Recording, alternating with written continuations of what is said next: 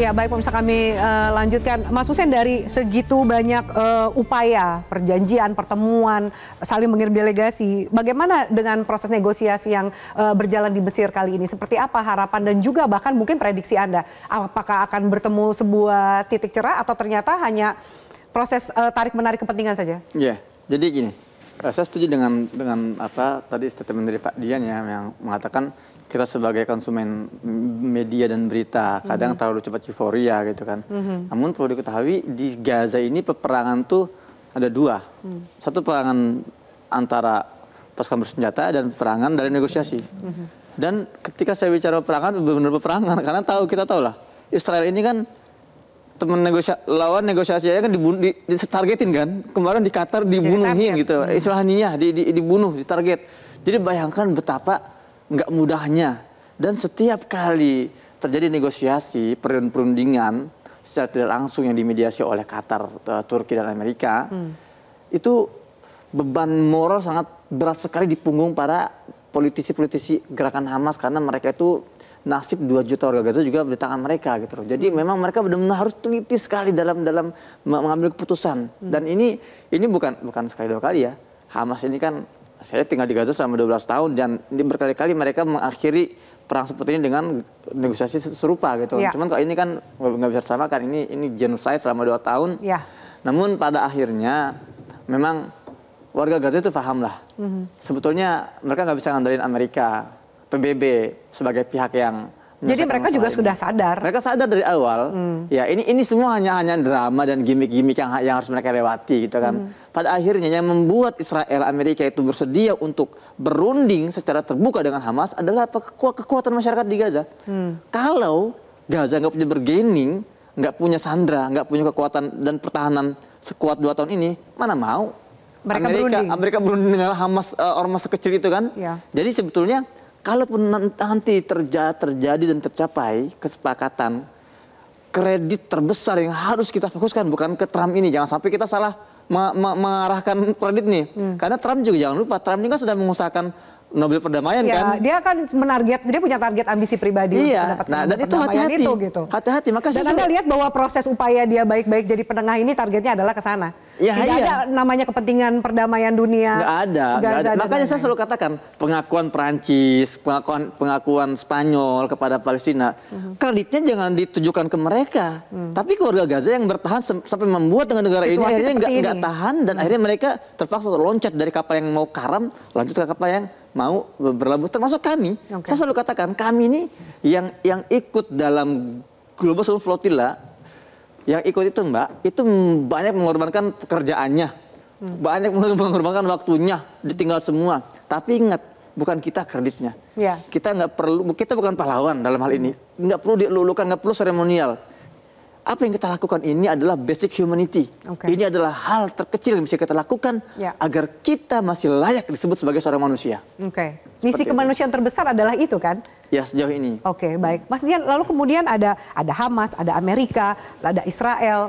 Kalau kemudian tadi Mas Hussein mengatakan mungkin rakyat Gaza melihat ini hanya sekedar gimmick politik aja gitu. Bagaimana Anda melihat bahwa ada fokus awal pertukaran sandera, bahkan juga mekanisme pengawasan gencatan senjata, penarikan pasukan Israel dan lain-lain? Buat saya begini, mungkin dalam ini kita sedikit berbeda. Tapi cara lihat saya begini, saya diplomat. Jadi tujuan atau prioritas yang saya lihat adalah mengatasi masalah di Gaza, terutama bencana kemanusiaannya. Itu fokus awalnya? Fokus awalnya itu aja. Bahwa yang melakukan siapa, inisiatif siapa, si Paman Trump dapat Nobel, buat saya nomor sekian, nggak penting-penting amat. Barack Obama itu dapat Nobel perdamaian justru mengirim tambahan pasukan ke Afghanistan kok, berapa waktu kemudian. Artinya apa? Ramos Horta kita tahu dapat Nobel perdamaian, hidupnya foya-foya dengan uang donasi negara-negara di Eropa. Nobel perdamaian bukan hal yang luar biasa kok sekarang. Hal yang amat sangat mudah dipolitisasi oleh kepentingan tertentu yang besar. Nah, kembali ke masalah ini. Mau dapat Nobel silakan. Yang penting rakyat Gaza terselamatkan. Dan saya mau ingatkan satu, ketika kita menyepakati deklarasi New York dan resolusi yang sekarang tindak lanjutnya dibahas di Kairo, buat saya tolong diingat. Deklarasi itu menyangkut poin yang penting. Satu negara, satu pemerintahan, satu hukum, dan satu gun, senjata. Artinya apa sih? Palestinian Authority itu harus menjadi satu-satunya wakil Palestina yang sah. Dan itu sudah 93 diakui. Hamas tidak mengakui, mau jalan sendiri. Nah ini sekarang Hamas tidak lagi dikasih peran. Tujuannya menegakkan otorita Palestina. Akui dong, dia yang secara mayoritas diakui, biarlah dia yang satu pemerintah, dia yang punya governmentnya, Ya, kedaulatannya. dan segala macam hukumnya, dan juga gunnya ada di mereka yang punya wewenang untuk memegang senjata. Jangan diserahkan grup-grup itu untuk memegang senjata, khususnya Hamas. Yang doktrin platformnya Hamas itu kan perjuangan segala cara, harus satu Islam, harus dari Sungai Yordan sampai Mediterranean. Lupakan itu. Sekarang biarkan rakyat Jadi diselamatkan. ego itu sebenarnya dengan situasi ini masih tinggi sekali. Ego mana? Ego Hamas lah. Hamas pasti memperjuangkan, dan tolong diingat, Amerika menganggap Hamas kan teroris. Tidak hanya Amerika, kelompok negara barat. Artinya apa? Pantang bagi mereka negosiasi sama teroris. Hamas. Artinya apa lagi? Harus bisa lewat tangan lain. Nah, tangan lain mungkin Eropa, tapi yang pasti tangan lain itu juga kepada Israel. Yang nampaknya, ini nampaknya mulai sedikit menerima, melunak untuk melihat realitas bahwa dukungan dunia tidak bisa ditahan lagi, cepat atau lambat harus merubah polisinya, menerima aspirasi masyarakat internasional dan paman Trump dengan segala ambisi individual. Silakan bermain. Buat saya yang penting mereka benar-benar perjanjian New York itu benar-benar diterapkan dan terbentuk satu pemerintahan, satu hukum dan sebagainya di bawah otorita Palestina, bukan siapa-siapa. Saya ingin menanggapi dikit ya. Saya bukan simpatisan Hamas, Pak. Mohon maaf. Tapi memang selama ini masalah kita di Indonesia ini banyak mengkonsumsi narasi Barat terkait perpecahan Hamas Fatah. Soalnya ini benar-benar sesuatu yang mind blowing. Jadi pertama, nggak benar kalau Hamas dikatakan tidak terima otoritas Palestina. Ya buktinya kan mereka sempat bertarung dalam pemilu yang adil 2005 dan Hamas menang telak dalam pemilu itu. 2006 keluar hasilnya Hamas menang. Tapi itu nggak diakui oleh Amerika dan nggak diakui juga oleh otoritas Palestina saat itu kan. Akhirnya terjadilah dualisme pemerintahan ya, karena ya kalau secara demokratis nggak diakui terus harus ngapain, Hamas harus diem aja kan. Akhirnya terjadilah saat itu memang ada sempat civil war antara Hamas Fatah. Namun nggak lama 2012 saya saksi mata. 2012 saya jurnalis, waktu itu saya juga jadi wartawan TV 2 tahun. Saya hadir di kediaman Ismail Haniyah. Para petinggi Hamas menyambut hangat para petinggi Fatah di rumahnya Ismail Haniyah di kamp pengungsian pantai. Mereka semua berdiskusi panjang lebar. Akhirnya mereka semua berjabat tangan dan mereka menyetujui satu fakta namanya rekonsiliasi Hamas Fatah. Saat itu Ismail Haniyah dengan legowo menegakkan jabatannya sebagai Perdana Menteri. Dia mengatakan kami siap bersatu. Nah, akhirnya dulu itu Mbak, di Gaza itu ada Menteri Pendidikan, tepi barat ada Menteri Pendidikan. Ada dualisme. Dulu seperti itu. 2012 ke atas itu sudah dihapuskan. Hanya satu menteri di tepi barat, wakilnya di Gaza. Itu udah bagus sekali. Dan berkali-kali mereka sepakat. Hamas sudah sepakat dari awal. Kami siap untuk melebur secara maksimal dan mereka sudah menunjukkan itikat baik dan kami siap ikut pemilu.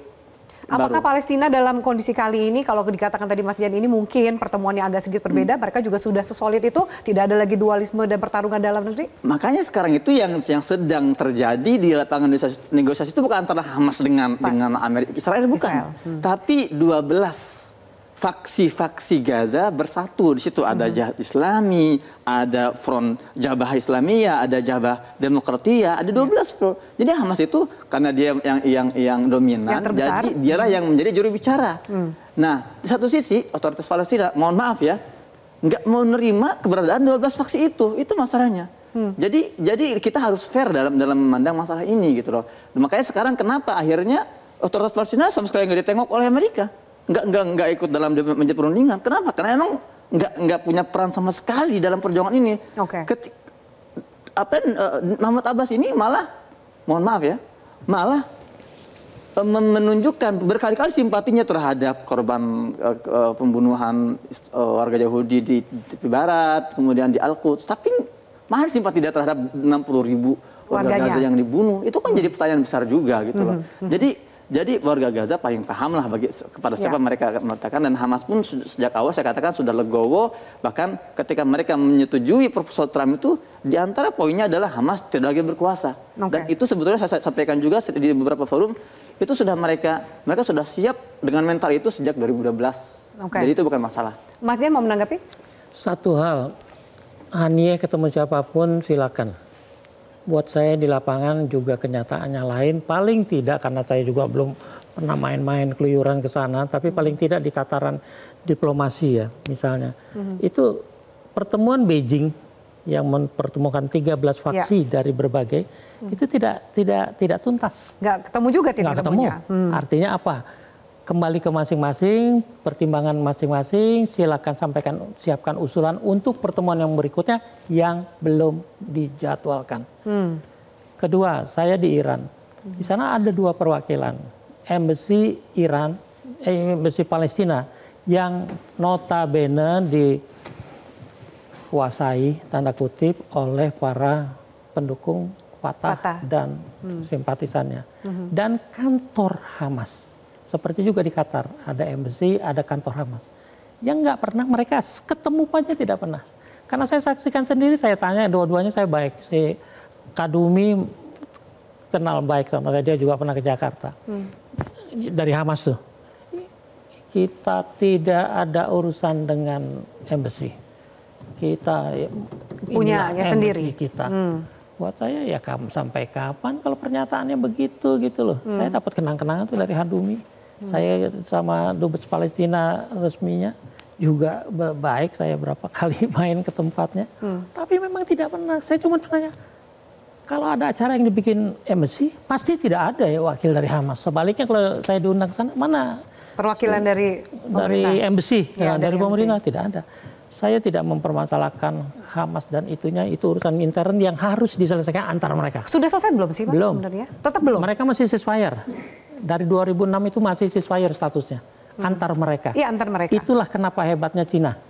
Bisa mempertemukan. Bisa mempertemukan, jangankan Palestina. Iran sama Saudi yang satu kita tahu alirannya mana, Cina juga yang mempertemukan, kita yang Muslim nggak mampu tuh. Tapi buat saya bukan itu poinnya, tapi akuilah kesepakatan yang sudah ada bahwa pemerintah resminya itu adalah Palestinian Authority. Itu saja. Itu saja dulu. Oke, baik. Kita lanjutkan pembahasan ini usai jeda pemirsa. Tetaplah bersama kami. Download Metro TV Extend sekarang.